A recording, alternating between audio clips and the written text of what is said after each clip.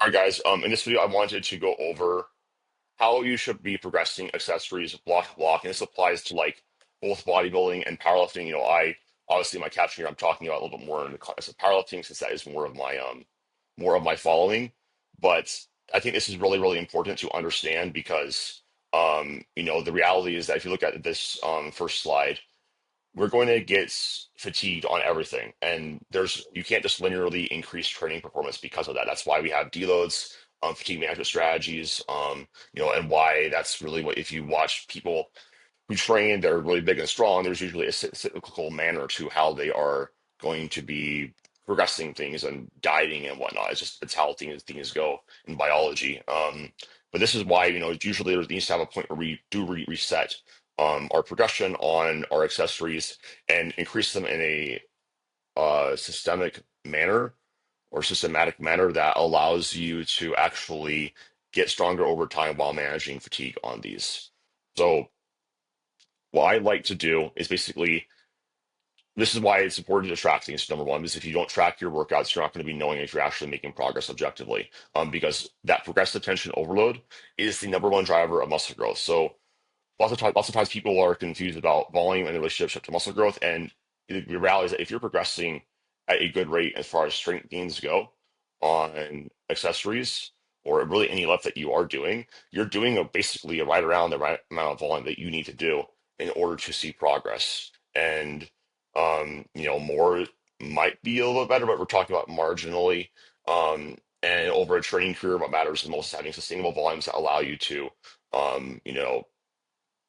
be consistent in the gym because higher volumes equal more time training and we have lives and then reduce down like risk of injury and just allows you to consistently see that progress and track it. So um where I'm going with that is that we need to have these progression strategies that are going to allow us to like reset. So, for example, is like at the beginning of each block, I'm going to look back at what I did the week one of the last block and try to start slightly higher, 1 to 3% heavier than what I did last time, or doing 1 or 2 more reps more than what I did the last block. Usually it's going to be around one more rep though, and then I want to make that very small progression. And that's going to allow me to really be able to get stronger while managing my fatigue over time. So there's two ways of doing this. Like I said, you can increase reps the same weight or increase weight with the same reps. So, for example, with an example prescription would be dumbbell bench press, 3 sets of 7 to 12 reps, RPE 7 to 8. And this is an example of what you might have done in the first block. And then on the next block, we're going to decide, I'm going to do the same weight. I'm going to increase reps. I'm going to try to do one more rep on each set. Or in this one, I'm going to go up 2.5 pounds. Like some gyms have 2.5 pound increments on dumbbells. Other times you can like add, you can go on like Amazon and buy like these little attachments for like 2.5 pounds, which I would 100% recommend for dumbbells, because it helps you micro load things. And this is how you would progress things. So, one last point is that I think this is really, really important is what I'm saying right here is that overload is a range, not a fixed value. So we like to think that we have to do more than we did last time all the time in order to get stronger. And that reality is that that's not true. Lots of times, if you look at a lot of people that are getting bigger or stronger, like the average weights that they're lifting aren't that different. But the difference is like they're slightly higher baselines they're starting from and very slightly higher peaks.